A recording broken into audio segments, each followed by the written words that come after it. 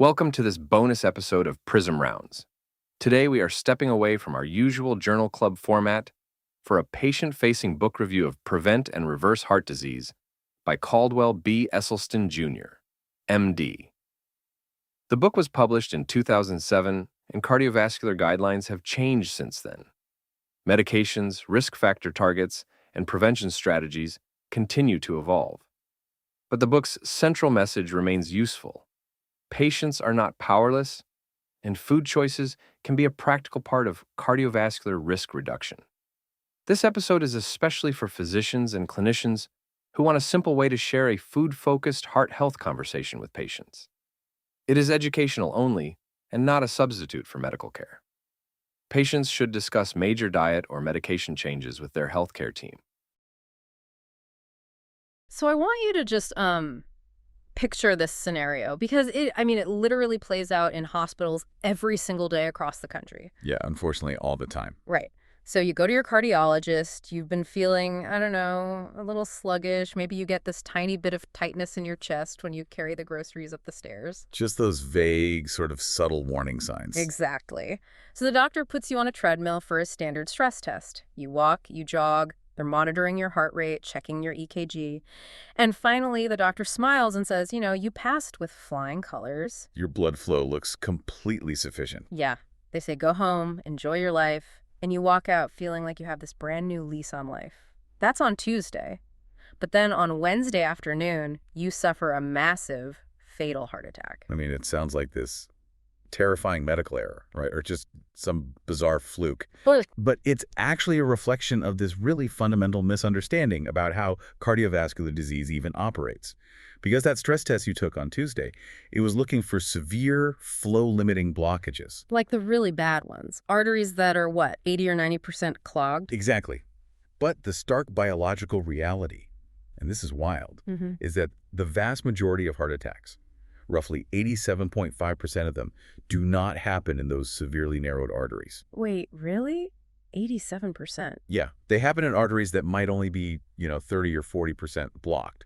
Arteries that would easily pass a stress test. And see, that statistic, that's exactly the reason we are here today. Welcome to this special bonus deep dive into the PRISM Rounds material. It's a really exciting one. It is. Today, we are stepping away from, the highly technical ICU papers and the double-blind pharmaceutical trials to do something completely different. We're doing a patient-facing book review. Which is a nice change of pace, I think. Definitely. We are diving into a really landmark piece of literature that has sparked just decades of intense debate and praise and, frankly, a lot of controversy. It's called Prevent and Reverse Heart Disease by Dr. Caldwell B. Esselstyn Jr. A hugely influential book. Huge. And our mission today is to extract the absolute most vital nuggets of knowledge from this book. We want to cut through all the dense cardiovascular research and find the actual, actionable, empowering advice you can use. Like what you can actually do in your kitchen tonight. Exactly. But before we delve into the mechanics of those unexpected heart attacks or, the specifics of your grocery list, we really have to lay down the clinical context. Right. The big disclaimer. Yeah. Because we are analyzing a book that was published quite a few years ago. Yeah. And the landscape of preventative cardiology and just cardiovascular guidelines in general has evolved enormously since Dr. Esselstyn first published this data. Oh, absolutely. Medicine hasn't just been standing still. No, not at all. Today, we have incredibly robust evidence for modern high-intensity statins.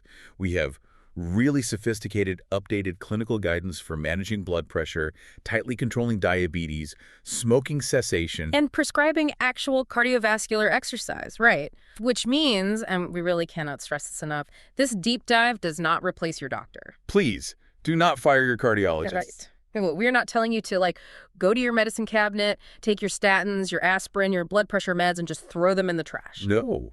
You should never, ever alter a prescribed treatment plan without a direct conversation with your medical team. Exactly. So how does modern medicine view this book now? Well, the scientific consensus today views the claims in this book as an intensive lifestyle approach. It's based on a small, specific, highly motivated cohort of patients. So while we now have broader pharmaceutical interventions that are highly effective, the core message of this book remains profoundly relevant. Because it forces us to look at the actual foundation of our health. Okay, so let's unpack this. If we keep all of modern medicine in our toolkit, the core of Dr. Esselstyn's work still poses, I think, one of the most radical questions you can ask in a medical setting. Which is? What would actually happen to the human body if you moved plants to the center of your plate? And not just, on a Monday when you feel guilty about eating a bunch of junk food over the weekend. Right, the meatless Monday thing. Yeah, but what if you do it every single day? What happens when you completely and utterly starve your body of the dietary drivers of atherosclerosis? And to find the answer to that, we have to travel back a bit. We're going to 1985 to the Cleveland Clinic in Ohio. Okay, set the scene for us, because the environment where this happened is super important. It is. So the Cleveland Clinic is not just a prestigious hospital. It is widely considered the premier cardiovascular center on the planet.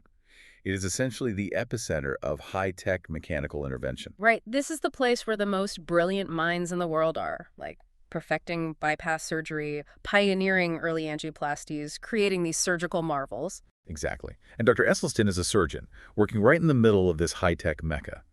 But he starts feeling this really deep sense of disillusionment with the entire model. Because he's looking at all these brilliant surgical saves, but realizing they're kind of just temporary plumbing fixes, right? That's exactly it. So he steps outside the operating room, and he takes on a cohort of 24 severely ill patients. 23 men, 1 woman. And when you say severely ill, I mean, that almost doesn't capture the state these individuals were in. I read the clinical notes, and they literally describe some of them as walking dead men. Yeah, it was a dire situation. These 24 people had collectively suffered 49 prior cardiovascular events before even walking through his door. 49. Right. We're talking about unstable angina that made walking to the mailbox just agonizing. Failed bypass surgeries where the grafted veins had clogged up all over again. Strokes, massive heart attacks. I mean, their own cardiologists, who were some of the best in the world at the clinic, had formally told them there was nothing more traditional medicine or surgery could offer. Imagine sitting in that sterile doctor's office and hearing those words. Get your affairs in order. We have run out of miracles. It's terrifying. They were basically sent home to wait for the inevitable. But then Esselstyn brings them in and proposes this radically different goal. He doesn't offer a new experimental laser or some revolutionary stent. No, he offers them a diet, an incredibly strict, 100% plant-based diet, combined with the relatively primitive early cholesterol-lowering drugs they had in the 1980s. And his goal was to force their total blood cholesterol down below a very specific threshold, right? 150 milligrams per deciliter. Yes. That number, 150, is kind of the key to his entire philosophy. Yeah. And he didn't just pull that number out of thin air. He looked past the walls of American hospitals, and he looked at global epidemiological data. He looked at populations where coronary artery disease, which is the #1 killer in our part of the world, is practically a medical anomaly. Right. I always find this fascinating because we are so conditioned here to believe that heart disease is just the cost of doing business as a human being. Oh, totally. We think that as you get older, your arteries just naturally get crusty and stiff, like your hair going gray or your knees starting to ache. Exactly. But the global data completely shatters that assumption. It really does. Take the massive research conducted in rural China, often called the China Study. In these deep rural provinces, the traditional diet was overwhelmingly plant-based. Rice, vegetables, legumes. Right, and almost zero animal products or dairy. When researchers went in and checked their blood, their total cholesterol naturally hovered well below that 150 mark. And heart attacks were so rare that many local doctors had never actually treated one. Never even seen a heart attack. That's just wild. And it's not just China either. You look at the traditional diet in Okinawa, Japan, or the Tarahumara Native Americans in northern Mexico. But the most striking example, I think, the one that really breaks your brain, is the Papua Highlanders of New Guinea. Yes. Oh man, the Papua Highlanders. They are a perfect isolated case study. Their traditional diet is heavily sweet potatoes and native plants, so their cholesterol levels are incredibly low. But what makes them unique for cardiovascular research isn't just what they eat, it's their smoking habits. This is the part that is so crazy. They are heavy, chronic smokers. They cultivate their own tobacco, they roll it, and they sit in these enclosed, unventilated huts, just breathing in thick smoke all day long. Right. And if you take an American and expose them to that level of smoke, their cardiovascular system would just be destroyed. I mean, smoking damages the lining of the blood vessels. It causes massive inflammation. It's a huge risk factor. But the Papua Highlanders don't drop dead of coronary artery disease. How is that possible? Well, the underlying physiology explains the paradox. Smoking absolutely injures their arteries. It creates the physical damage, like scratches on the inside of the vessel wall. Okay. But because their plant-based diet keeps their total cholesterol so profoundly low, they simply do not have the biological building blocks required to form the plaque. Wow. You can damage the wall all you want, but if there is no fat and cholesterol circulating in the blood to pack into the wound, a blockage just cannot form. It's like having a construction crew ready to rebuild a wall, but someone forgot to deliver the bricks. They literally can't build it. That's a great way to put it. And this observation is what led Esselstyn to formulate his cliff analogy, which I think brilliantly illustrates the fundamental flaw in the whole Western medical mindset. Yeah, let's talk about the cliff. It's such a powerful indictment of the reactionary nature of modern care. So he basically describes Western medicine as this army of highly trained doctors standing at the bottom of a massive, treacherous cliff. Right. And above them, millions of Americans are just blindly marching right over the precipice, falling toward the rocks below. And the doctors at the bottom, I mean, they are performing miracles. As the people fall, the doctors jump in with the defibrillators, the bypass grafts, the stents, the balloons. They are making these desperate, brilliant, million-dollar catches midair to stop the people from dying on impact. But the relentless flow of people falling never stops. The medical establishment spends billions of dollars building better nets and better ambulances at the bottom of the cliff. But almost no resources are spent walking up to the top of the cliff, grabbing people by the shoulders and teaching them how to walk parallel to the edge so they never fall in the first place. It is the absolute definition of a reactionary model. We wait for the disaster and then we try to clean it up. It totally reminds me of this analogy. Imagine a guy who owns this beautiful, really expensive car, but for some weird reason, he has a daily habit of pouring a small cup of granulated sugar straight into the gas tank. Okay, not a great idea. No.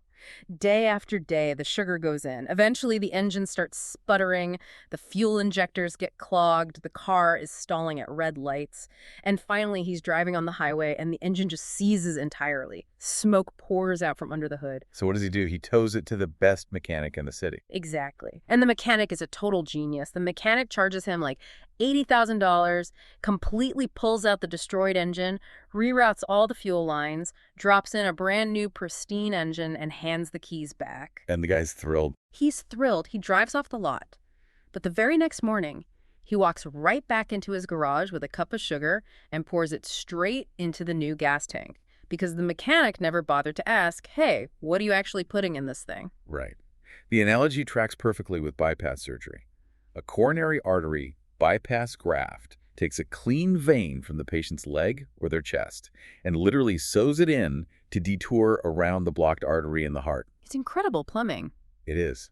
The surgery addresses the immediate mechanical failure, but then the patient goes home, recovers, and sits down to a dinner of steak, buttery mashed potatoes, and ice cream. The exact same toxic fuel that destroyed their native heart arteries in the first place. Exactly, and they somehow expect the new surgically implanted veins to be immune to the damage. Which, of course, they aren't. Those new grafts often clog up within a decade, bringing the patient right back to the operating table. So if the standard American diet, the heavy meats, the dairy, the processed oils, if that is the sugar in our gas tank, we need to understand the actual mechanism. Right. What exactly is that fuel doing to the engine? To grasp this, we have to zoom way, way in. We have to leave the macroscopic world of bypass surgery and look at the cellular biology of the artery wall. And this brings us to what is arguably the most critical anatomical structure in this entire deep dive. The endothelium. The endothelium. Yes, the endothelium is the innermost lining of every single blood vessel in your body.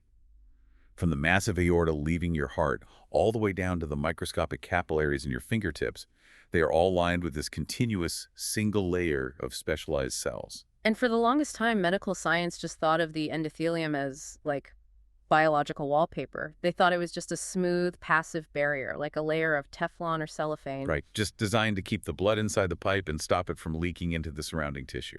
But the research over the last few decades has completely flipped that. It revealed that it is anything but passive. The endothelium is highly active, it's dynamic, and it's metabolically demanding. In fact, it's now recognized as the body's largest endocrine organ. The scale of it is just staggering. It is. I was reading the source material, and If you were to somehow extract every single endothelial cell from a human adult and lay them all out flat, side by side, that single cell thick layer would cover the surface area of 2 entire regulation tennis courts. It's a massive expanse of active tissue just folded up inside your chest, your legs, your brain, constantly interacting with your flowing blood. And that massive organ has a primary job. It acts as a manufacturing plant. It senses the needs of the body, measures the pressure of the blood, and constantly produces a variety of biochemical substances. But the absolute most important molecule it manufactures, the one that basically dictates the health of your entire cardiovascular system, is a gas called nitric oxide. Nitric oxide, or NO, this is the magic bullet. Dr. Esselstyn outlines 4 distinct superpowers that nitric oxide possesses, and every single one is a vital defense mechanism against a heart attack.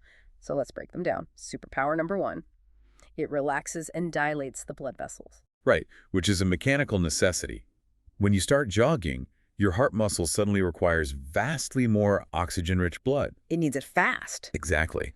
The endothelial cells sense the increased shear stress of the blood pumping faster. They immediately dump nitric oxide into the muscular wall of the artery. The nitric oxide signals the smooth muscle to relax, the artery rapidly widens, and the volume of blood rushing to the heart increases exponentially to meet the demand. That's incredible. Okay, superpower number 2. It prevents white blood cells and platelets from getting sticky. This is the non-stick coating effect. Your blood is full of platelets and immune cells constantly bumping against the artery walls. When nitric oxide levels are high, the cellular environment remains slick. Everything just flows past smoothly. Right. But when nitric oxide levels plummet, the surface of the endothelium literally becomes sticky. It expresses adhesion molecules. It's almost like biological Velcro. Oh, wow, Velcro. Yeah, and the cells circulating in the blood start snagging on the wall, binding to it and penetrating it, which is the foundational step of building an atherosclerotic plaque. Which brings us to superpower number 3. Nitric oxide stops the smooth muscle cells of the arteries from growing into plaques. It basically functions as a regulatory brake. It keeps the structural integrity of the artery wall intact, preventing the underlying muscle layers from multiplying, thickening, and pushing inward to choke off the blood flow. And then there's superpower number 4, which honestly is the most radical claim because it implies the disease can actually go backwards. Nitric oxide can actually help diminish existing plaques. Yes, when a robust flow of nitric oxide is restored, it creates this anti-inflammatory healing environment. The body can slowly begin to metabolize the lipid core of existing blockages, stabilizing the area and measurably shrinking the fatty deposits that have already formed. So nitric oxide really is the ultimate chemical guardian of the vascular system. It is. The obvious follow-up is, how do we get more of it? How does the body run this factory? Well, the biochemistry here is fascinating and links directly back to the food on our plate. The primary raw material, the building block that the endothelium uses to manufacture nitric oxide, is an amino acid called L-arginine. And L-arginine is incredibly plentiful in whole plant foods, right? Like beans, legumes, oats, leafy greens. They are totally packed with it. Precisely. The endothelial cell absorbs the L-arginine from your bloodstream, and inside the cell, there is an enzyme called nitric oxide synthase. Okay, synthase. You can think of this enzyme like a lock, and the L-arginine is the key. The L-arginine slides into the receptor site of the enzyme processes it, and out pops a molecule of nitric oxide gas. It's a continuous, smooth assembly line. But nature always has a counterbalance. And in this story, the villain disrupting the assembly line is a molecule with a terrible acronym, ADMA, or asymmetric dimethylarginine. Right, ADMA. It's a byproduct naturally produced during normal protein metabolism, but its physical shape is remarkably similar to L-arginine. It's so similar, in fact, that it can fit into the exact same receptor site on that nitric oxide synthase enzyme. So this is where the lock and key analogy gets dark. ADMA is like a counterfeit key. It slides perfectly into the lock of the enzyme, but it doesn't turn. It just jams the mechanism. It barks itself in the receptor and physically blocks the real L-arginine from getting in. Wow. And when the enzyme is blocked by ADMA, the production of nitric oxide immediately grinds to a halt. The factory basically shuts down. And the crucial factor here is what determines the level of ADMA in your blood. In a healthy body, ADMA is cleared up pretty quickly. But a toxic diet, Specifically, the standard Western diet loaded with saturated fats, animal proteins, and processed oils causes an absolute explosion of ADMA levels. Yes, and furthermore, the oxidative stress from that bad food destroys the secondary enzymes that are supposed to clean the ADMA out of the system in the first place. So you are simultaneously creating way more jammer molecules and destroying the cleanup crew. The result is that your nitric oxide factory is effectively dismantled. Your arteries lose their ability to dilate, they become sticky, and the whole defense system just collapses. And what we really need to emphasize is the speed at which this happens. The damage from a bad meal does not take years to accumulate. It happens in minutes. Minutes. The most compelling evidence for this acute damage comes from Dr. Robert Vogel, a brilliant researcher who was at the University of Maryland. Oh, yeah. I was reading through Dr. Vogel's brachial artery ultrasound study. It completely reframes how you look at a plate of food. Let's break down exactly how he proved this. Okay, so Dr. Vogel utilized a highly elegant, completely non-invasive technique. He brought healthy young subjects into the lab and used an external ultrasound machine to measure the exact diameter of their brachial artery, which is the large artery running through the bicep and forearm. First, they establish a baseline. They wrap a blood pressure cuff around the subject's upper arm and inflate it very tightly, completely cutting off the blood supply to the lower arm for 5 excruciating minutes. Right, 5 minutes of starvation for that tissue. And when they rapidly deflate the cuff, the tissue in the forearm has been starved of oxygen for 5 minutes.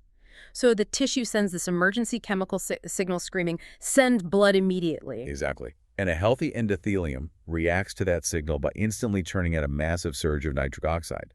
The brachial artery aggressively dilates, widening significantly to allow a huge rush of blood back into the arm. And the ultrasound precisely measures the percentage of that dilation. That gives them the baseline of what a healthy, fully responsive artery looks like. So they have the baseline. The arteries are functioning perfectly. Then, Dr. Vogel feeds them. What does he feed them? He gives the subjects a massive, fat-laden fast food meal. We're talking something equivalent to a double sausage and egg muffin with hash browns. A pure bomb of saturated fat and cholesterol. Delicious, but deadly. Right. He waits for the food to digest and enter the bloodstream, and then he repeats the exact same tourniquet test on the arm. And the results were dramatic, right? Very. After that single fatty meal, the ultrasound revealed a severe, profound impairment. The artery's ability to dilate dropped precipitously. The endothelium was practically paralyzed. Paralyzed from one meal. From one meal. The blood vessels remained stiff, rigid, and constricted, totally unable to respond to the body's desperate demand for blood flow. And the timeline of the recovery is what really haunts me. How long did it actually take for those healthy subjects to regain their normal endothelial function? It took roughly 6 hours for the nitric oxide production to return to its normal baseline. 6 hours. 6 hours of paralyzed, sticky, dysfunctional arteries originating from one single meal. Yeah. I want you to mentally map that 6-hour timeline onto a typical American day. Right. Say you wake up at 7 a.m. and you have a heavy, greasy breakfast bacon, eggs, butter toast. Your arteries immediately clamp down. They are paralyzed and sticky from 8:00 a.m. until 2:00 p.m. Right. But wait, at 1:00 p.m., you go out for lunch and have a cheeseburger and fries. You have just re-injured the endothelium before it even had a chance to finish recovering from breakfast. The 6-hour clock just resets. Now your arteries are paralyzed until 7:00 p.m. And at 7 p.m., you sit down for a dinner of steak, a baked potato loaded with sour cream, maybe a side of vegetables dripping in oil. You reset the clock again right through the night. This mathematical reality shows that the average person eating a standard Western diet is keeping their endothelial cells in a permanent, continuous state of injury and dysfunction 24 hours a day, 7 days a week, for decades. The nitric oxide factory just never reopens. It brings me to this analogy. Imagine you go to a high-end kitchen store and buy a brand new, wildly expensive non-stick Teflon pan. It is pristine. You can cook an egg in it without butter and it just slides right out. A beautiful pan. That beautiful Teflon coating is a healthy endothelium, slick with nitric oxide. Now imagine taking a jagged metal fork and violently scraping it back and forth across the bottom of that pan. You'd ruin it. You gouge the Teflon, you scratch it deeply. The next time you try to cook an egg, it's going to snag on those scratches. It's going to burn, stick, leave a charred mess. Exactly. Every single fatty, oil-laden meal we eat is like taking a metal fork to the Teflon of our arteries. We scratch it, the tissue gets inflamed, the nitric oxide vanishes, and suddenly the circulating cholesterol, the white blood cells, the platelets, they start snagging on the scratches. They glom onto the side of the artery, they burrow into the wall, and the plaque begins to build. And that biological buildup, that plaque, is the mechanism of a heart attack. It is. But we really have to clarify the actual biomechanics of how a heart attack triggers. Because going back to our introduction, the public perception is dangerously flawed here. Right, the plumbing analogy again. Yeah, most people envision a heart attack like a drain pipe under a sink. They think the fatty gunk just slowly, steadily accumulates over 30 years, narrowing the pipe from 20% to 50% to 90%. Until one day it hits 100%, the pipe is totally plugged, the blood stops, and you clutch your chest. Right. It's a very intuitive, mechanical way to think about it. But the pathology tells a totally different story. Okay, so what actually happens? Well, the slow progressive closing of an artery, what we call a stable plaque, only accounts for about 12% of actual heart attacks. Only 12%. Yeah. Those types of blockages cause angina. They cause chest pain when you exercise, but they rarely kill you suddenly because they grow so slowly that the heart often has time to build tiny collateral blood vessels right around them. Oh, that makes sense. The heart adapts. It does. The true killers responsible for the vast majority of heart attacks are the younger, smaller, non-obstructive plaques. This is the part that explains the Tuesday stress test and the Wednesday funeral. Explain the biomechanics of a small plaque. Why is it so deadly if it's not even blocking the artery? Because a younger plaque is not a hard, calcified piece of rock. It is essentially an active, highly inflamed blister inside the artery wall. A blister. Right. When LDL cholesterol penetrates that sticky, scratched endothelium, it gets oxidized. The body treats it as a foreign invader. White blood cells called macrophages rush into the wall to try and clean it up. They're trying to help. They are, but they gorge themselves on the toxic cholesterol until they literally burst and die. They become what are called foam cells, and they form this highly toxic inflammatory pool of fatty pus right beneath the inner lining of the artery. It's basically a microscopic war zone inside the vessel wall. It is. And separating this boiling, toxic pool of pus from the rushing bloodstream is a very thin layer of tissue called the fibrous cap. Dr. Esselstyn's book describes this cap as being incredibly delicate, sometimes only as thick as a cobweb. A cobweb holding back a blister of pus. Yes. And as the inflammation inside the plaque burns, it actually secretes enzymes that dissolve collagen, weakening the cap from the inside out. So you have this fragile cobweb holding back a toxic blister. And then you experience a trigger. Maybe you get stressed at work and your blood pressure spikes. Maybe you go out and shovel heavy snow, causing a surge of adrenaline and a rapid heart rate. And the physical sheer stress of the blood rushing past that weakened area increases. And the cap tears. It physically ruptures. When that cobweb snaps, the highly inflammatory fatty core of the plaque erupts directly into the flowing blood. The body's defense system is instantly triggered. It recognizes a massive internal injury and immediately sends clotting factors to seal the rupture. Like forming a scab. Exactly. But because it is trying to scab a wound inside a narrow enclosed pipe, the clot forms incredibly fast and completely fills the space. The clot itself is what stops the blood flow. Not the plaque, the clot. The clot. That sudden, instantaneous total blockage starves the heart muscle downstream of oxygen, causing the tissue to die. That is a heart attack, and it can happen in a split second in an artery that was only 30% narrow just hours before. The suddenness of it is terrifying. It means you cannot rely on the idea that your arteries are only a little bit clogged to feel safe. The inflammation is the danger, not just the percentage of the blockage. Absolutely. But here is the incredible pivot of this entire narrative. The system is dynamic. Just as it responds meal by meal to injury, it can respond meal by meal to healing. If you stop scratching the pan with the fork, the body can start patching the Teflon. Exactly. And that realization forces us to confront the rules of Dr. Esselstyn's program. If a single fatty meal strips the endothelium and keeps the plaques inflamed and vulnerable to rupture, how do we construct a diet that definitively stops the injury? The answer provided in the book is a set of rules that are uncompromising, highly specific, and frankly, very strict for the average Westerner. Let's lay them out on the table so everyone understands the severity of the intervention. Okay, rule number 1. Rule number 1, avoid anything with a face or a mother. That is his memorable shorthand for a complete ban on animal protein. No meat of any kind. No beef, no pork, no lamb. And no poultry, which means saying goodbye to the heart-healthy, skinless chicken breasts everyone eats. Right. No fish, regardless of the omega-3 content. And no eggs, not even egg whites. Rule number 2, avoid all dairy products. This is often the hardest one for people. No butter, no cheese, no heavy cream. But importantly, it also means no skim milk, no non-fat yogurt, no whey protein powders. Because even the non-fat stuff is harmful. Yes, the animal proteins in dairy, specifically casein as well as the hidden fats, are shown to be profoundly damaging to the endothelial lining and promote cholesterol buildup. Wow. Okay, rule number 3, and this is the one that sparks absolute outrage in culinary circles. Avoid all added oils. Not a single drop. No corn oil, no soybean oil, no canola oil, no coconut oil, and crucially, no olive oil. We are definitely going to circle back and dig deep into the olive oil controversy because I have some major pushback for you on that.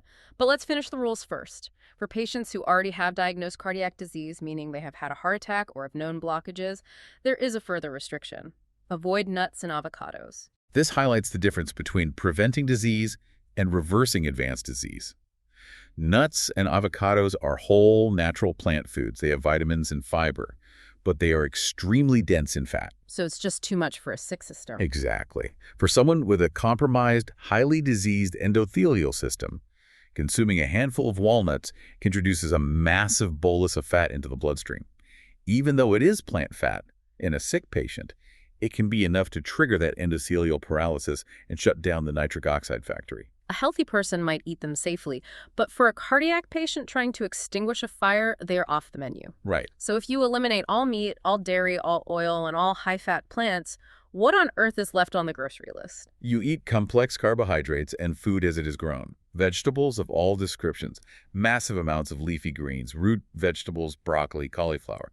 You eat legumes, black beans, kidney beans, lentils, chickpeas.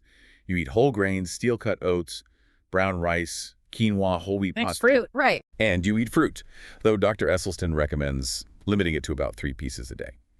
The reasoning is that massive amounts of fruit, and particularly any pure fruit juices, lack the necessary fiber matrix and can cause rapid spikes in blood sugar and triglycerides, which is counterproductive to vascular healing. I mean, it sounds incredibly restrictive. A lot of doctors look at this and say, patients will never do this. It's too extreme. Why can't we just tell them to eat less meat and less butter? Why not preach moderation? Dr. Esselstyn addresses this directly with another fantastic analogy, the house fire. Ah, I love this one. It perfectly captures the urgency of advanced heart disease. He tells his patients, imagine your body as a house, and your heart disease means your house is engulfed in flames. The toxic foods you've been eating for 50 years, the saturated fats, the processed meats, the oils, that is the gasoline that started the fire and keeps it roaring. And if your house is actively burning to the ground, you don't call the fire department and say, hey, good news, I used to spray a full gallon of gasoline on the fire every day, but I've decided to moderate. Today, I'm only going to spray a pint of gasoline on the living room. The fire doesn't care about your moderation. The fire will continue to burn.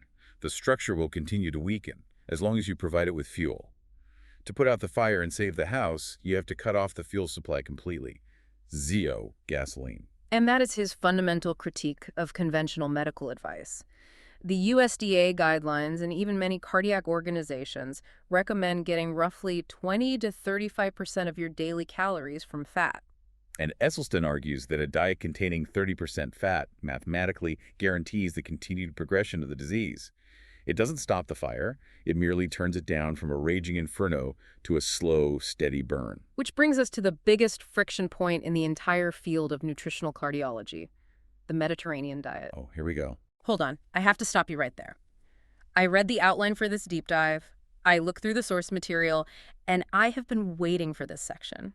I have to push back hard on this on behalf of every listener who cooks. Go for it. You cannot sit there and tell me olive oil is toxic. Entire nations bordering the Mediterranean Sea have longer lifespans and lower rates of heart disease than we do, and they practically bathe their food in olive oil. My own doctor told me to switch to olive oil. Yeah, this is the most common. Every health blog, every magazine article calls it a heart-healthy fat. The famous Lion Diet Heart study showed incredible benefits. How does Esselstyn possibly justify telling people to ban a staple food that the rest of the medical world considers, like nectar of the gods? It is the most common and aggressive pushback he receives. Absolutely. Yeah. And his defense is rooted in looking at the physical arteries, not just the population averages. Let's look at the science he cites. Okay, convince me. He bases his rejection on specific metabolic studies in animal models that look beyond just total cholesterol numbers. For example, he relies heavily on studies involving African green monkeys. African green monkeys. Yeah, they are an animal model that closely mimics human atherosclerosis. Researchers took a population of these monkeys and divided them into two groups. They fed one group a diet artificially high in saturated fat, the kind of fat found in meat and butter. The bad stuff. Right. They fed the second group a diet high in monounsaturated fat, which is the exact primary fat found in olive oil. They let the diets run their course, and then they looked at the blood work. Let me guess. The olive oil monkeys had better blood work. They did. The monkeys fed the monounsaturated fat developed notably lower levels of LDL, the bad cholesterol, compared to the saturated fat group. See? If you were a doctor just looking at a standard lipid panel printout, you would declare the olive oil group much healthier. But the researchers didn't stop at the blood work. They conducted detailed autopsies to look directly at the coronary arteries. And what did the physical tissue show? They found that the monkeys fed the monounsaturated olive oil type fat had developed severe, extensive coronary artery disease. In fact, they had just as much atherosclerotic plaque built up inside their arteries as the monkeys fed the terrible saturated fat. Wait, so the cholesterol number looked prettier on paper, but the physical garbage plugging up the artery was exactly the same. Precisely. The monounsaturated fat still drove the biological mechanism of plaque formation. And then Esselstyn points back to human trials, specifically a follow-up study conducted by Dr. Vogel, the same researcher who did the fast food ultrasound test. Oh, the brachial artery guy? What did he do this time? Vogel wanted to see if olive oil was truly protective. So he had his healthy subjects consume bread generously dipped in olive oil, a staple of the Mediterranean diet. And he ran the ultrasound again. Did the artery paralyze? Yes, it did. The results showed a significant measurable impairment of the brachial artery's ability to dilate. The endothelial function dropped precipitously. The olive oil injured the endothelium and shut down nitric oxide production, just like the fast food did, albeit perhaps slightly less aggressively. But the fat is still the physiological gasoline, regardless of whether it was extracted from a cow or pressed from an olive. So how does he explain the Lion Diet Heart study? How does he explain why people on the Mediterranean diet seem to have fewer heart attacks? His argument is one of relative versus absolute harm. The Mediterranean diet looks miraculously healthy in studies only because the control group it is being compared to is eating the horrific, toxic, standard American diet. Oh. If you take a group of people eating bacon, cheese, and processed baked goods, and you switch them to a diet of fish, massive amounts of vegetables, whole grains, and olive oil, they will absolutely improve. Their risk will drop. Because they stopped eating the absolute worst stuff. Exactly. Esselstyn compares it to smoking. Just like comparing a group of people who smoke 2 packs of cigarettes a day to a group who only smoke half a pack a day. The half a pack group is definitely going to do better. Right. They will undoubtedly have lower rates of lung cancer and emphysema. You could publish a study claiming smoking half a pack is a lung-healthy intervention compared to the alternative. But they are still actively inhaling carcinogens. They're still damaging their lungs. So the Mediterranean diet slows the progression of the disease compared to the Western diet, but it does not possess the biochemical power to halt the disease entirely, nor can it reverse it. Exactly. To reverse it, you have to drop the fat intake to a level that allows the endothelium to finally catch its breath. Okay, the biochemical theory is sound. The rules are laid out, but theory doesn't save lives. The ultimate question is whether this extreme sacrifice actually works in human patients. We need to look at the hard clinical evidence. Yes, the data. We have to follow up on those 24 severely ill patients from 1985. What actually happened to them? Let's follow the data over the long term. Of the original 24 patients, 6 dropped out within the first year or two. The dietary restrictions were simply too hard, or they felt they couldn't comply, and they returned to standard conventional cardiac care. Which is completely understandable. It's a huge shift. It is. But 18 patients made the commitment. They embraced the strict rules, and Dr. Esselstyn tracked their progress, their blood work, and their outcomes meticulously for 12 years. 12 years is an eternity in nutritional studies. Most diet studies last 6 weeks and rely on, like, self-reported questionnaires. What happened to the biological markers of the 18 who stayed? The drop in total cholesterol was staggering. At the start of the study, their average total blood cholesterol was 246 milligrams per deciliter, which is dangerously high. On the plant-based protocol, their average dropped to 137. Wow, they successfully shattered that 150 ceiling that Esselstyn had theorized was the safe zone. They did. But numbers on a page don't mean much if you're still in pain. These were people suffering from agonizing, crippling angina. Did the symptoms improve? The symptom relief was the most immediate and shocking result. For almost all the compliant patients, their angina began to diminish, and in many cases disappear entirely, within just a few weeks. Just a few weeks. And we have objective visual evidence explaining exactly why it happened so fast. Dr. Esselstyn collaborated with Dr. Richard Brunken and Ray Go, who were experts in nuclear medicine, to perform cardiac PET scans on several of the patients. Okay, a PET scan looks at perfusion, right? Yes. It physically visualizes how much blood is actually penetrating the heart muscle tissue. Yes. They scanned the patients at the beginning of the diet, and the images showed large, dark voids in the heart muscle areas that were effectively starving, receiving barely any blood flow due to the severe blockages. And then? When they rescanned those exact same patients just 3 to 12 weeks later, the scans had transformed. Those dark voids were suddenly glowing with vibrant colors, indicating a profound, massive restoration of healthy blood flow to the previously starved tissue. But wait, how is that biologically possible? We just established that plaques take years to build. You can't dissolve a huge calcified blockage in 3 weeks just by eating broccoli. You are absolutely correct. The massive physical plaques did not dissolve in 3 weeks, but the endothelium healed. Ah, the Teflon. Right. When the patients stopped flooding their bloodstream with fat and ADMA, the endothelial cells surrounding the blockages woke up. They started pumping out nitric oxide again. And those diseased, stiff, narrowed arteries were suddenly able to relax and dilate. And this is where the physics of the human body becomes incredibly beautiful. I was looking at the explanation of Poiseuille's law in the material, and it completely blew my mind. It explains how a microscopic change creates a massive physiological relief. Explain the math behind it. It's fascinating. So Poiseuille's law is a principle of fluid dynamics that governs how liquid flows through a pipe. It states that the volume of flow is directly proportional to the radius of the tube raised to the 4th power. That exponential factor is the key. Right. It means the relationship isn't linear. If the returning nitric oxide allows the artery to relax and widen its radius by just a tiny fraction, say, from a relative radius of 1 up to 1.1, the flow doesn't just increase by 10%, it increases by 1.1 multiplied by itself 4 times. Which is huge. That equates to roughly a 46% increase in blood flow from a microscopic dilation. You don't need to bulldoze the entire blockage out of the way to cure the chest pain. You just need the artery to relax a fraction of a millimeter, and a trickling garden hose suddenly turns into a rushing fire hose. The heart gets a massive drink of blood, and the pain vanishes. The rapid symptom relief was driven by endothelial dilation. But the long-term structural changes, documented years later, were even more miraculous. At the 5-year mark of the study, 11 of the compliant patients underwent follow-up angiograms. Remind us what an angiogram is. It's an invasive physical X-ray where dye is injected directly into the coronary arteries to map the exact size and shape of the blockages. What did the 5-year films show? The results defied conventional medical expectations.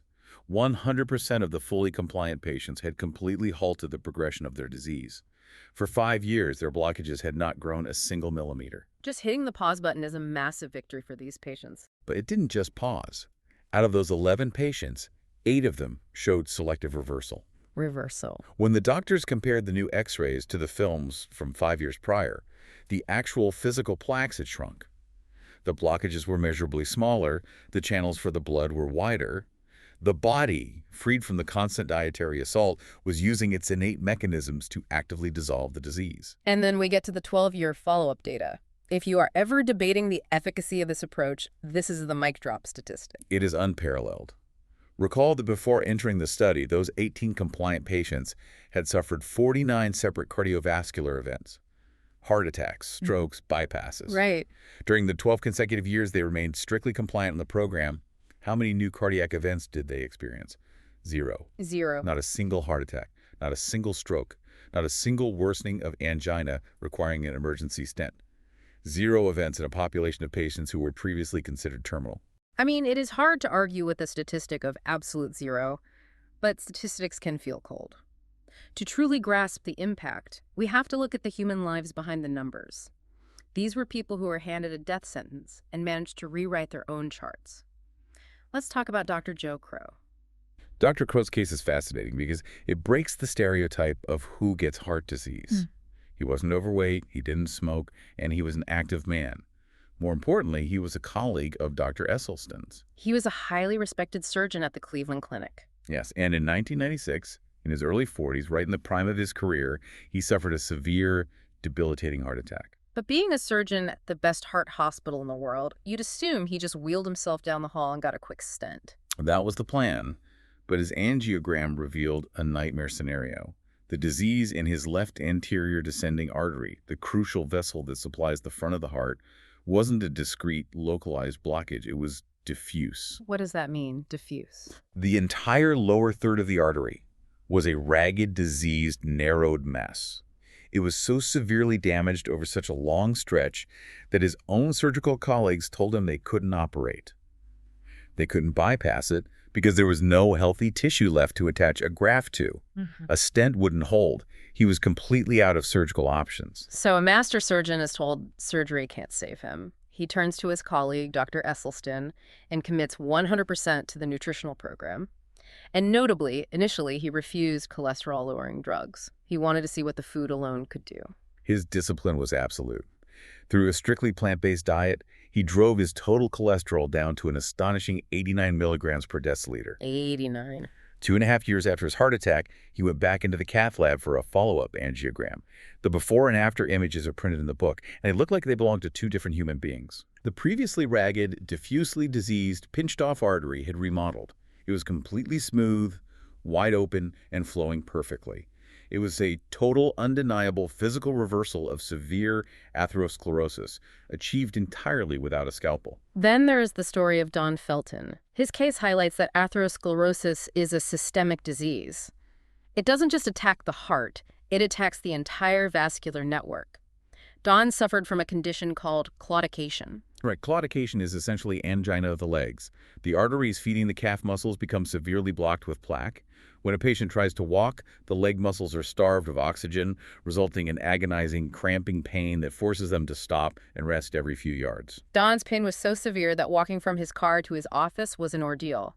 So he joins the Esselstyn program. He overhauls his life, starts eating the steel-cut oats, the massive salads, the beans, the greens. Months go by. And one day, he is walking to an appointment at the clinic. He takes the long route across the massive skyway bridge connecting the buildings, a walk he normally dreaded. And halfway across, he suddenly stops. Not because he is in pain, but because he realizes he isn't in pain. The clamping is completely gone. To prove it wasn't just a placebo effect, Esselstyn sent him down to the vascular lab to undergo a pulse volume test. That uses blood pressure cuffs and ultrasound to measure the precise volume of blood flowing down the leg. The test confirmed his subjective experience. The blood flow in the previously blocked leg artery had returned to normal parameters. The identical endothelial healing mechanism that opened Dr. Crow's coronary arteries had opened Don Felton's leg arteries. But my absolute favorite patient narrative in the entire book is Evelyn Oswick. She is the embodiment of resilience. She really is. Evelyn had a horrific cardiac history. She had suffered 2 major heart attacks and had undergone a bypass surgery that ultimately failed to stop the progression of her disease. Her cardiologist sat her down and delivered the hardest news a doctor can give. He told her she was in end-stage heart failure, her vessels were destroyed, and there were no more interventions to offer. He bluntly told her to go home, buy a rocking chair, and wait to die quietly. But Evelyn was not the type of person to go quietly. She enrolled in Esselstyn's study, although the book notes she was initially furious about the diet. She loved chocolate, she loved rich food, she hated the idea of eating bowl after bowl of steamed greens. But she possessed an iron will. She committed to the rules, and the result. She didn't buy the rocking chair, and she didn't die. Decades later, she was still alive, highly active, traveling, and enjoying her family. The most poignant detail is how she interacts with the medical system now. Oh, I love this part. When she sees a new doctor for a routine checkup and they look at her massive, terrifying cardiac file, They inevitably ask her how she is managing her severe heart disease, and she looks at them and simply says, I don't have heart disease anymore. And structurally, functionally, she is right. If we pull back and look at the big picture, what does all of this clinical data, these angiograms, these patient stories, actually tell us about the fundamental nature of the human body? It tells us that the human body possesses a desperate, relentless, innate desire to heal itself. We've been culturally conditioned to view cardiovascular disease as a one-way street, right? Just a slow, tragic, inevitable decline toward death. But the biological evidence suggests that the body is constantly fighting back. The endothelium is constantly trying to repair the damage. The problem is simply the math of the assault. We are actively injuring the tissue 3 times a day with our forks at a rate that vastly exceeds the body's capacity to heal. We are scratching the Teflon faster than it can be patched. If you simply halt the injury, if you shut off the hose spraying gasoline on the fire, the body's natural, powerful healing mechanisms can take the wheel and slowly restore the system to health. The clinical triumphs from that 1985 cohort are undeniable. The X-rays speak for themselves. But we have to fulfill the promise we made at the top of the show. We have to ground this incredible science in today's reality. It is no longer 1985. We are evaluating this through the PRISM Rounds lens. Right, which means looking at the full spectrum of modern preventative cardiology. How does this strict protocol fit into the world of 2026? The modern clinical perspective, the PRISM view, embraces this book as an exceptionally powerful tool, but categorizes it as an intensive lifestyle approach rather than a complete replacement for medical science. Because our pharmacological tools are vastly superior to what Dr. Esselstyn had access to in the 80s. Immensely superior. We now base our guidelines on massive, multi-center, double-blind trials involving hundreds of thousands of patients globally. Those trials prove, beyond a shadow of a doubt, the life-saving mortality benefits of high-intensity statins, PCSK9 inhibitors, and advanced blood pressure medications. Modern preventative cardiology is a comprehensive web of therapies. Which leads to a massive critical warning for anyone listening to this deep dive who feels super inspired. If you are fired up right now, if you are planning to go clean out your pantry and start cooking lentils tonight, you cannot simultaneously cancel your cardiology appointment. In fact, if you have existing heart disease, medical supervision while doing this diet is absolutely mandatory. This is a crucial safety point. And the irony is, close medical supervision is mandatory, precisely because the nutritional intervention works so incredibly well and so incredibly fast. Right. Explain the physiological danger of doing this without your doctor looking over your shoulder. Let's say you are a typical cardiac patient. You have high blood pressure and type 2 diabetes. Currently, your doctor has you taking a beta blocker to force your blood pressure down, and you are injecting insulin or taking metformin to force your blood sugar down. Very common scenario. Tomorrow, you switch to a strict 100% whole food, plant-based diet. Within a week, the ADMA clears out, the nitric oxide returns, and your previously stiff arteries suddenly dilate and relax. Right. When your blood vessels dilate naturally, your biological blood pressure plummets. At the same time, because you have stripped all the fat out of your muscle cells, your natural insulin sensitivity skyrockets, and your blood sugar normalizes naturally. Which sounds fantastic. You're cured. It is fantastic, biologically. But if you are still taking that heavy dose of the beta blocker, and you are still injecting that high dose of insulin, you are now artificially suppressing a system that has already corrected itself. Oh, wow. Your blood pressure could drop dangerously low, a condition called hypotension. You stand up from a chair, the blood drains from your head, you faint, and you fracture your skull on the kitchen counter. Or your blood sugar crashes into severe hypoglycemia, which can be fatal. You essentially overdose on your own prescribed medications because your healthier, healing body no longer requires such a massive pharmacological crutch. Precisely. This is why your physician or cardiologist must be intimately involved. They need to monitor your vital signs weekly, check your blood work, and carefully, safely titrate or dial down your medication dosages as your nutritional healing takes effect. It's a partnership, not a solo mission. So we've provided the balanced review. The book is older, the claims are based on a small sample size, and the rhetoric might be more absolute than what modern consensus-based medical guidelines are comfortable stating. Yet this book remains a massive bestseller and a cornerstone of the lifestyle medicine movement. Why is it still so relevant today? Its enduring power lies in its absolute clarity. It provides a specific, actionable, and uncompromising plan. And that is something desperately lacking in modern medical interactions. Too often, a patient receives a terrifying diagnosis, and the doctor's advice is frustratingly, dangerously vague. The doctor might pat them on the arm and say, you need to watch your cholesterol, try to eat a little better, cut back on the red meat, get some exercise. That advice is useless because eat better is completely subjective. To a guy who eats fast food 3 times a day, eating better means ordering the grilled chicken sandwich instead of the fried chicken sandwich. To another person, it means having a side salad with their ribeye steak. That ambiguity almost guarantees failure, because the patient never actually changes the underlying biochemistry of their diet. Dr. Esselstyn's approach removes every ounce of ambiguity. He draws a hard, bright line in the sand. And while that line is extraordinarily difficult to cross, it provides absolute crystal clarity for a patient who is lying awake at night, terrified of having another heart attack. It gives them a concrete daily roadmap for survival. And that roadmap leads to a profound shift in psychology. It speaks to the concept of patient empowerment. Think about what it feels like to be a cardiac patient. You're lying on a cold steel gurney in a brightly lit cath lab. You are hooked up to monitors. A surgeon is threading a catheter up your femoral artery. A stent or a bypass is something that is being done to you. You are a passive, helpless recipient of medical technology. Your body has betrayed you, and you are completely dependent on someone else's hands to save your life. But nutrition completely flips that dynamic. Nutrition is an intervention that the patient controls entirely. You, and only you, choose what you put on your fork 3 times a day. You become the active driver of your own healing process. For a patient who feels terrified and helpless, regaining that sense of physical agency, knowing that every bite of food is actively repairing their arteries, is profoundly therapeutic. Which brings us to the most important part of this entire deep dive. What does this mean for you, the listener?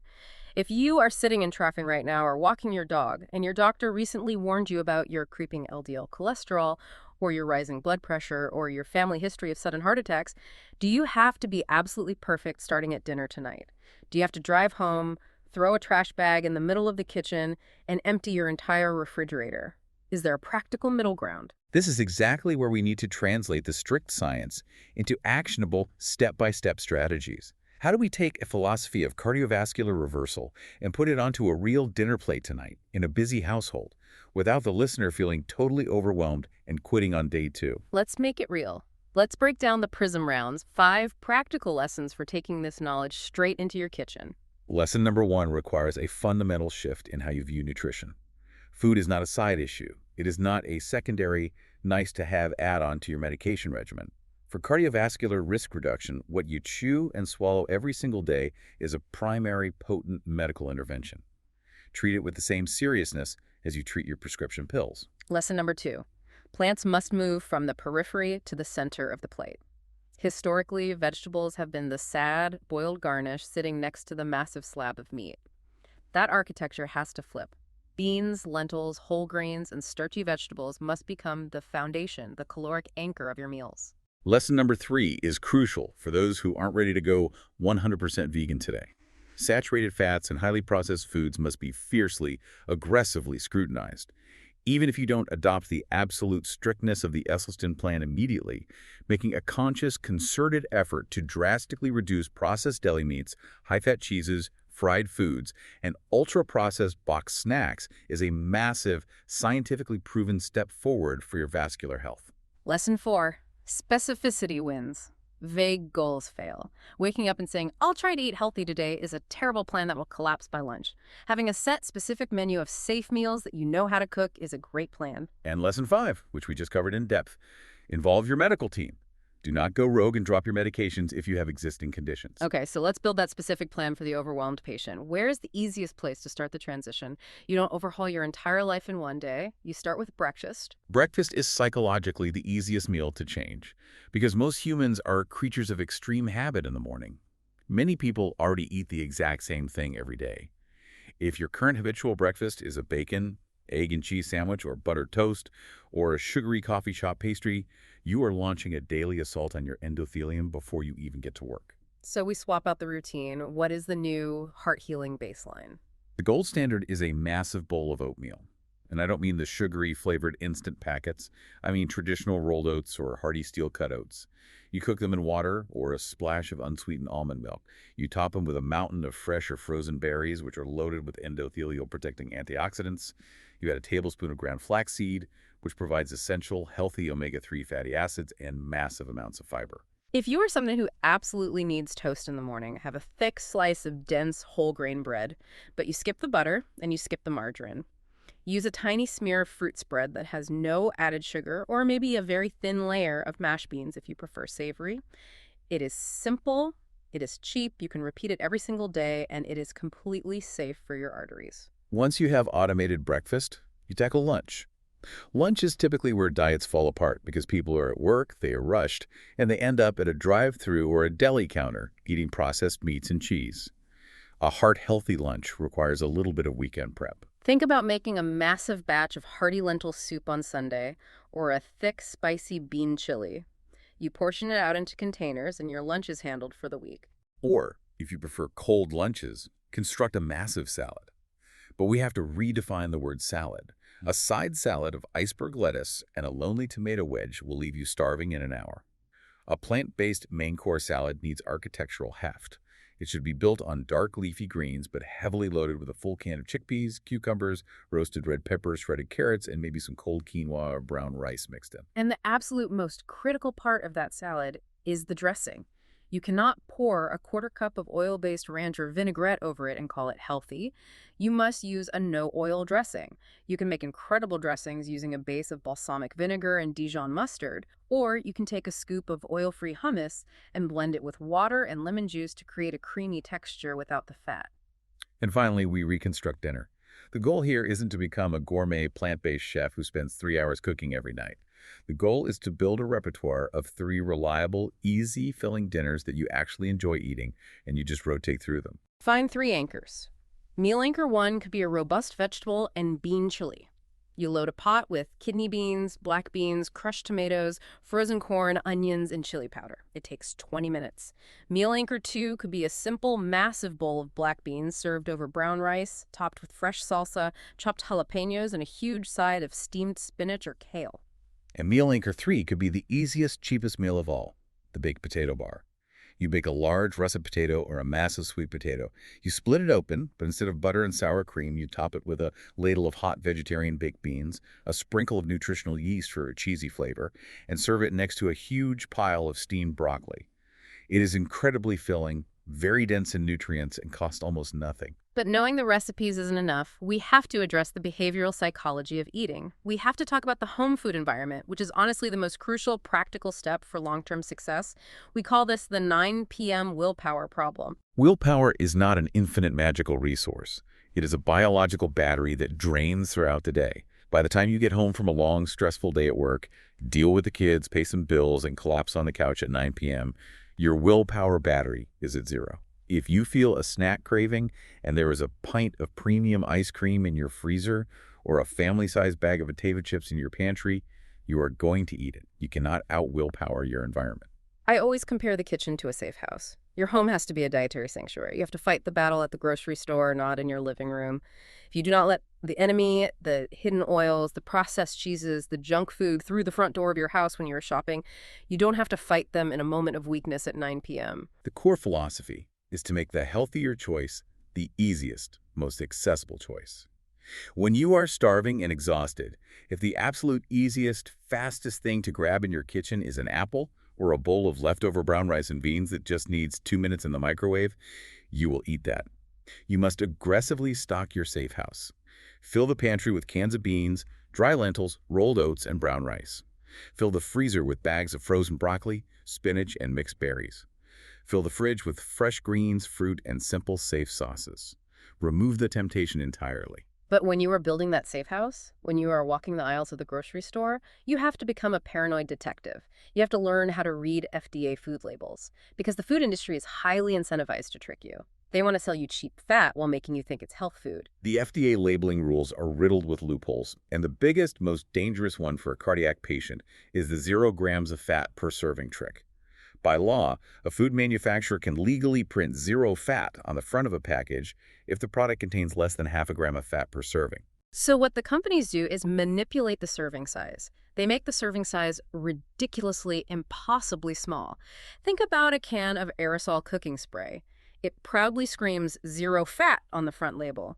But the serving size is a 1/4 second spray. Nobody uses a 1/4 of a second. You hold the button down for 3 seconds to coat the pan.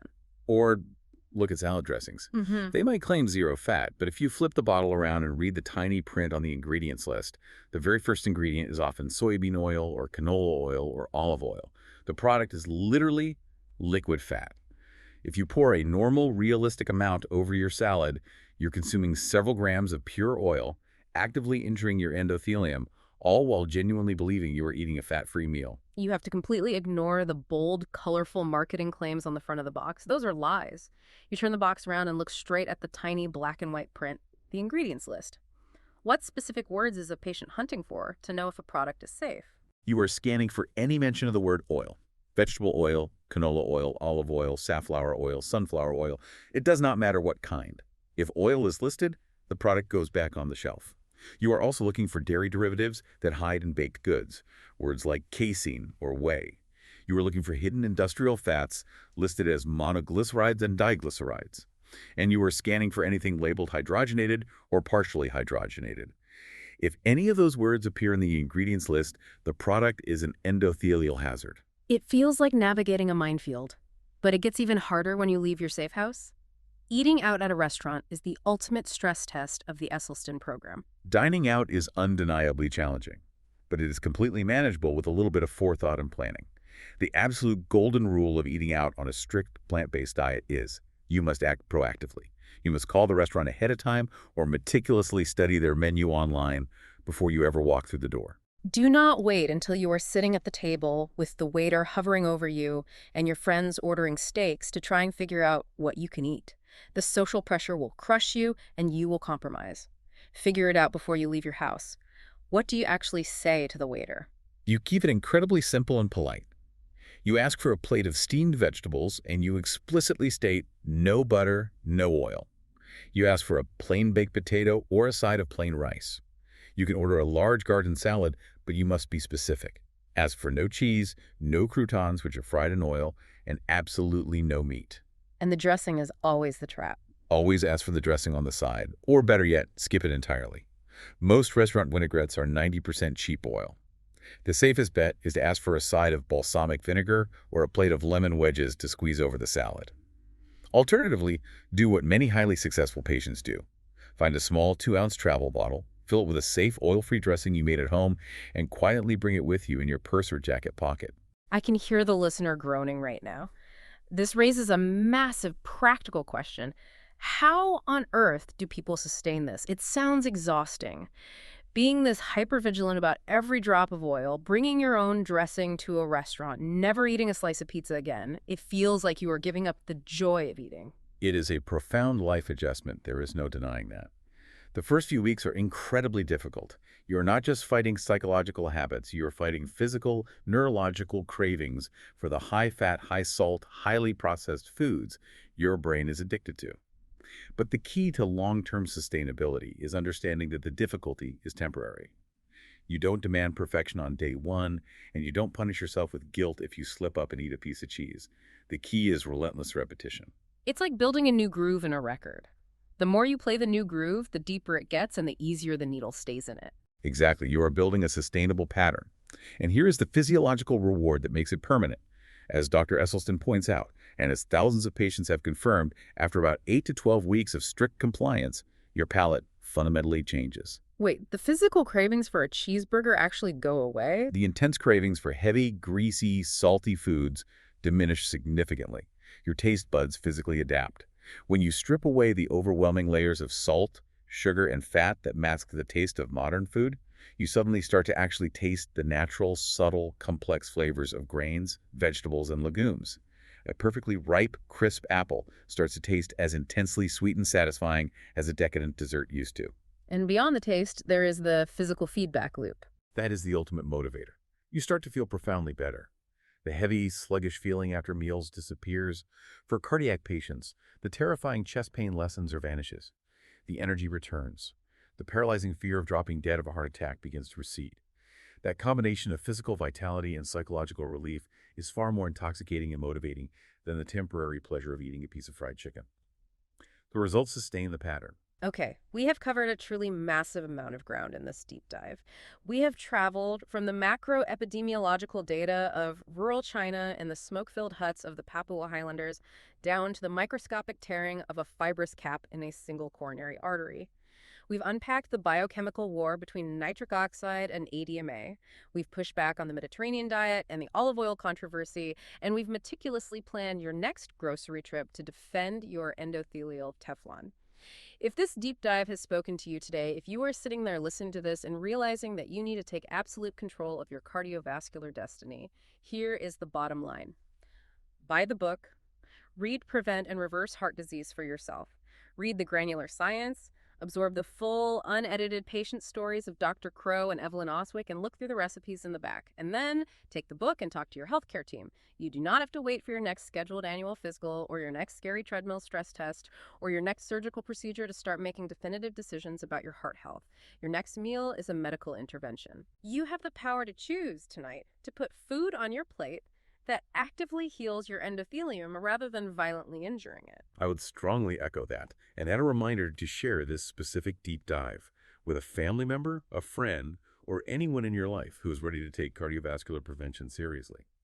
Changing your lifestyle is a difficult journey to begin alone. Having a community or a partner makes an immense difference. And when you do schedule that appointment with your doctor, consider walking in and asking them a very specific, challenging question. Doctor, what exact dietary pattern would best reduce my personal cardiovascular risk? And how can we start safely transitioning my medications as I adopt it? It opens a completely different, much more proactive, empowering conversation than simply nodding as they adjust your statin dosage. To wrap up this PRISM Rounds bonus deep dive, let's leave you with a final provocative thought to mull over. Something that builds on the incredible biology we've discussed today.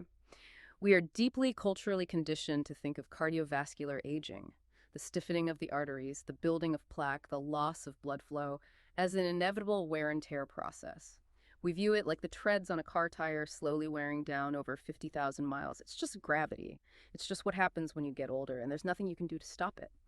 But if our blood vessels, specifically that massive 2 tennis court-sized organ called the endothelium, are as incredibly dynamic as Dr. Vogel's ultrasound studies proved, if they are actively responding, paralyzing, and healing meal by meal, hour by hour, then cardiovascular disease isn't an inevitable passive consequence of time. What if aging, at least when it comes to the life or death health of our arteries, is not a ticking clock we can't control? What if, instead, the aging and decaying of our cardiovascular system is largely a conscious choice we make 3 times a day with a fork? It is a profound, paradigm-shifting perspective. It places the ultimate responsibility and the ultimate power squarely back in the hands of the patient. It changes everything you thought you knew about getting older. Choose wisely. Thanks for listening to this PRISM Rounds bonus deep dive. We'll catch you next time.